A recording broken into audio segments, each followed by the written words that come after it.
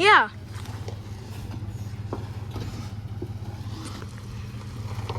Let the drop in the front. There